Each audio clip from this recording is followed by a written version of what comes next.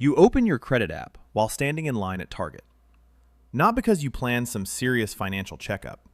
You're just killing time. The person in front of you is arguing with the self-checkout machine. Your cart has paper towels, laundry detergent, frozen chicken nuggets, and somehow $47 of things you definitely did not come in for. So you open the app, and there it is.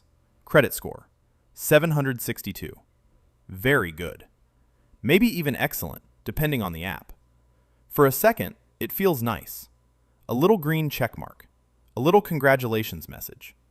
Maybe a chart showing your score went up 6 points, like your phone is proud of you for becoming a more trustworthy adult. Then you open your checking account. Available balance, $318. Payday is 5 days away. The credit card statement closes tomorrow. The car payment hits Friday. Rent is already gone. Groceries are acting like they went to private school. And the dog has been walking funny in a way that feels expensive. That's the strange part. The system says you are an excellent borrower, but your life does not feel excellent. Welcome to Decodes Money. Today, we're decoding the credit score trap and why a good score can still leave you broke if it keeps pointing you toward the wrong number. Now, let's be fair. A good credit score is useful. It can help you qualify for an apartment. It can lower your mortgage rate. It can help with a car loan. In some states, it can even affect insurance. It can change how lenders, landlords, and financial systems treat you. So this is not one of those videos where we pretend credit scores don't matter. They do. But here's the hidden rule. A credit score measures how well you behave around debt. It does not measure whether your life has margin. That's the credit score trap. Your score tells lenders, this person is likely to pay us back. It does not tell you, this person is building wealth. Those are completely different things. You can have a 760 credit score and no emergency fund. You can have a 780 credit score and still carry a balance at 20-something% APR. You can have an excellent score and still feel nervous every time your car makes a new sound. You can be a great borrower and still be financially fragile. That sentence is the whole trap. A great borrower is not the same thing as a financially safe household. But the system is very good at making those two things feel connected. It gives you a number. It gives you a label. Good, very good, excellent. And because the label sounds like a grade, your brain treats it like a report card. You think, okay, I'm doing well. And maybe you are in one narrow category. You pay on time. You keep accounts open. You don't default. You don't disappear from lenders. That matters. But your credit score does not know your daycare went up $240 a month. It does not know your rent renewed higher. It does not know your insurance premium jumped. It does not know your grocery bill has started behaving like a luxury subscription.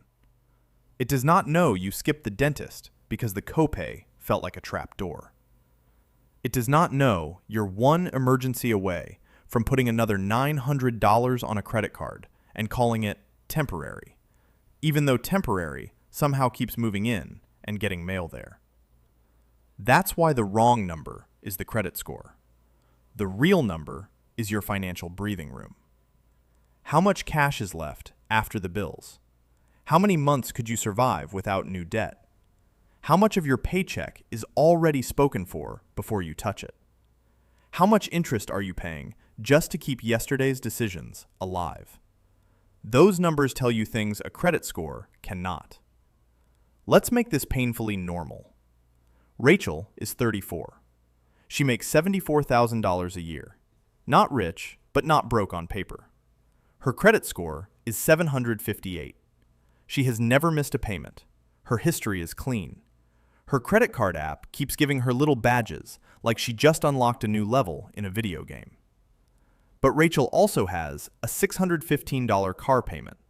She has $8,400 in credit card debt. She has a student loan payment. Her rent went up last year. And every time she tries to save, something shows up. A tire, a wedding, a prescription, a birthday dinner, a trip to Costco that starts with, "We only need a few things," and ends with her staring at the receipt like it personally betrayed her. So Rachel feels confused, because the signals don't match. The credit app says she's doing great. Her bank account says, "Please stop making plans." Her credit card company offers her a higher limit. Her life is asking for a lower stress level. And because Rachel has good credit, the system keeps giving her more doors to walk through. New card offer, pre-approved auto loan, furniture financing, balance transfer promotion, buy now, pay later, an email that says you're eligible. That word is dangerous. Eligible. It sounds like achievement, but sometimes it's just permission to carry a heavier backpack. That's the approval illusion. Approval feels like someone checked the math and said, you're safe. But lenders are not checking whether your household has peace. They're checking whether the loan is likely to perform. A lender can approve you for a payment that still makes your life tighter. A credit card company can raise your limit while you're already stretched. A car dealership can celebrate your score while the payment quietly steals your emergency fund. That doesn't mean the system is evil. It means the system has a different goal than you do. Their goal is repayment. Your goal is freedom. And those two goals only overlap up to a point. That's where good credit becomes dangerous. Not because the score is bad, but because the score can make bad decisions feel approved. Once you understand that, the whole game looks different. The question is no longer, what's my score? The question becomes, what is this score helping me do? Is it helping you lower the cost of a necessary loan? Or is it helping you qualify for a lifestyle that keeps you one paycheck away from panic?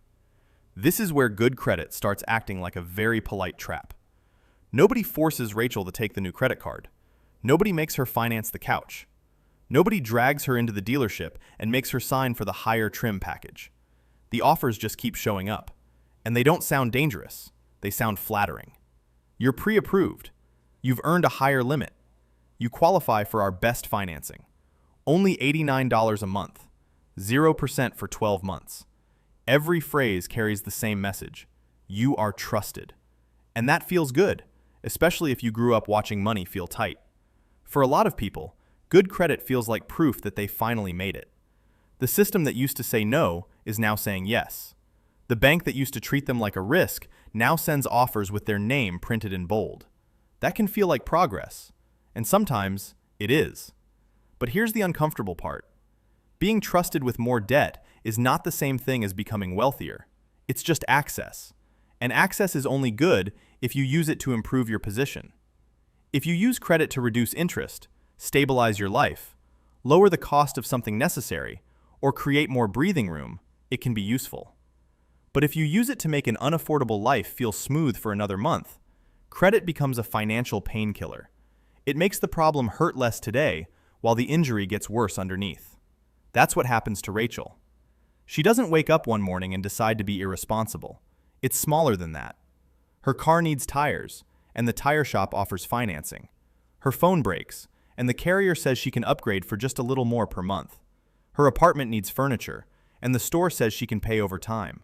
Her credit card balance is getting uncomfortable, so another company offers a balance transfer. Each decision feels reasonable by itself. That's the trap. One monthly payment doesn't feel like a disaster. Another $38 here, another $89 there, another minimum payment over there. But the payments start stacking like little chairs in a hallway. At first, you can walk around them. Then one day, you can't move through your own financial house without bumping into something. This is why a good credit score can hide a bad cash flow problem. Rachel pays everything on time, so the score stays decent. But paying everything on time is not the same as getting ahead. It only proves the system is still collecting successfully. That's harsh, but it matters. Your credit score can rise while your freedom falls. Credit scoring systems care a lot about payment history. They care about how much available credit you're using. They care about account age, account mix, and new credit. Those things help predict repayment, but they don't answer the question you actually live with. Do I have money left after life happens? Rachel's score does not panic when her checking account hits $91. It does not know she's choosing between paying extra on a card and replacing the brakes. It does not care that she's tired of saying, after this month, I'll catch up. The score only sees whether the machine is still being fed. And if the machine is being fed on time, the machine may keep smiling. That's the creepy part. You can be financially stressed and still look excellent to the borrowing system. Now, credit utilization is where people start to see the mask slip. Utilization is how much of your available credit you're using. If Rachel has a $10,000 credit limit and a $3,000 balance, she's using 30%. If that balance goes to $7,000, she's using 70%. Higher utilization can hurt your score even if you pay on time. That's why someone can make every payment, never be late, and still watch the score drop after one expensive month. A car repair lands. A medical bill lands. A family emergency lands. They put it on the card, planning to pay it down. Then the statement closes before the payment clears, and the higher balance gets reported. Suddenly, the score drops. And the person thinks, wait, I paid on time. Why am I being punished? Because the credit system is not watching your whole life. It's taking a snapshot, not a movie. That's another hidden rule. Credit reporting is a snapshot, not a movie. It may capture the balance on one day and miss the reason behind it. It may see debt usage, but not the emergency. It may see a new account, but not the fact that you were trying to lower your interest rate. That's why worshiping the score can make people behave strangely. They keep money in checking while carrying expensive credit card debt because they're scared to move things around. They open a new card for rewards while the old balance is still charging them interest. They avoid using credit at all, then wonder why their file is thin. Or they obsess over a 10-point score change while ignoring the fact that they're paying hundreds of dollars a month in interest. That last one is the big one. A credit score is useful. Interest is expensive. Do not protect the scoreboard while losing the game. If you're paying 24% APR on a balance, the financial emergency is not that your score dipped from 758 to 742. The emergency is that your past purchases are now charging rent, and they are not cheap tenants. This is where lender incentives matter. Credit card companies don't need you to be broke. They need you to revolve a balance profitably. Car lenders don't need you to be wealthy.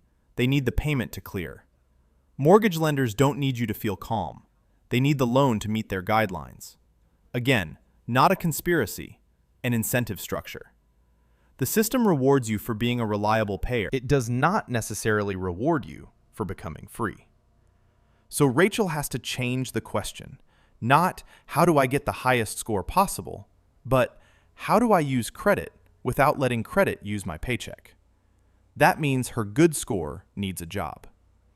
Maybe the job is refinancing expensive debt into a lower rate. Maybe it's qualifying for an apartment without paying extra deposits. Maybe it's getting a reasonable mortgage payment that still leaves room to live. Maybe it's using one credit card for convenience and paying it in full before interest ever shows up. That is credit as a tool. But if the score becomes a trophy, it can lead her into decisions that look responsible from the outside and feel suffocating on the inside. That's where a lot of middle-class households get stuck. They're not reckless. They're approved. They're current. They're rewarded. They're trusted. And they're tired. Because every yes from the credit system added one more claim on their future paycheck. So remember this. Good credit should lower the cost of your life. It should not quietly expand the cost of your life. Now, what should you do with a good credit score? Use it. But stop letting it compliment you into worse decisions. A credit score is not your identity. It is not your net worth. It is not your emergency fund. It is not your income.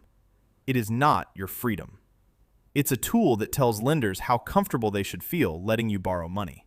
That tool can be valuable, but a hammer is valuable too, and you still wouldn't use it to brush your teeth. The problem is not credit. The problem is using a borrowing score as if it were a wealth score. So here's Dean's credit reality test. Before you celebrate a high score, a new approval, a higher limit, or a "you qualify" message, check 4 numbers. The first number is your score. Yes, it matters. A better score can lower interest, reduce deposits, improve loan terms, and give you options. But it's only the first number. It is not the finish line. The second number is your utilization. How much of your available credit are you using? If your score is high but your cards are creeping toward the limit, that is not strength. That is pressure wearing a nice outfit. And if your utilization only looks low because your limits keep rising, be careful. A bigger cage is still a cage if you keep living inside it. The third number is your monthly margin. After rent or mortgage, car payment, insurance, groceries, utilities, student loans, minimum debt payments, childcare, subscriptions, gas, and the little expenses that show up like they were invited, how much is actually left? Not the number you imagine on the first of the month, the real number. The number left after Target, school fees, a birthday gift, one takeout night, and the quick grocery run that somehow became $83. That number matters more than your score. Because margin is what keeps a normal month from becoming a panic. The fourth number is your cash runway. If income stopped or got cut, how long could you keep life running without adding new debt? 2 weeks? 1 month? 3 months? 6 months? This is the number credit scores do not see. A person with a 720 score and 6 months of expenses in cash may be safer than a person with an 805 score and $212 in checking. The first person has options. The second person has a beautiful borrowing profile and no room to breathe. That's the difference. And once you see it, you stop asking, is my credit good? You start asking, is my life resilient? That is a better question. Now, there's nuance here. Do not take this too far. Do not hear this and think, credit scores are fake, so I'll ignore mine. That can hurt you. A damaged score can make real life more expensive. It can raise borrowing costs, limit apartment options, create higher deposits, and make an already stressful situation harder. Credit matters, but it matters as a supporting tool, not as the scoreboard for your entire financial life. You also don't need to panic every time your score moves. Credit scores are not heart monitors. A small drop does not mean your life is collapsing. Sometimes a balance reported higher than usual. Sometimes a new account lowered your average age. Sometimes a hard inquiry showed up. Sometimes the score model changed. The key is to understand why it moved, fix what matters, and not turn every 10-point change into an emotional weather event. The real danger is not having a good score. The danger is confusing approval with permission. A credit card limit is not a spending plan. A mortgage pre-approval is not a household safety test. A car loan approval is not proof the payment will leave you breathing room. A store financing offer is not generosity. It is an invitation. And every invitation deserves a question. What will this do to my margin? That question can save you. If the answer is, it lowers my interest, reduces risk, helps me move safely, or gives me stability without eating my future paycheck, then credit may be doing its job. But if the answer is, it lets me keep living a life my cash flow cannot support, then the score is not helping you. It is quietly expanding the problem. That's how people with good credit stay broke. They don't look broke to the system. They look profitable. They pay on time. They carry balances. They qualify again. They refinance. They upgrade. They transfer. They roll one payment into another. And from the outside, it looks normal. A normal car. A normal card. A normal apartment. A normal phone plan. A normal furniture payment. A normal life. But normal payments can build a fragile household. So the decoded rule is this. A good credit score means you have earned access. It does not mean every door is safe to walk through. Use credit to reduce costs, build stability, and protect options. Do not use it to make financial stress look organized. And do not let a number designed for lenders become the number you use to judge your life. The number that matters most is not just your score. It is your margin. It is your runway.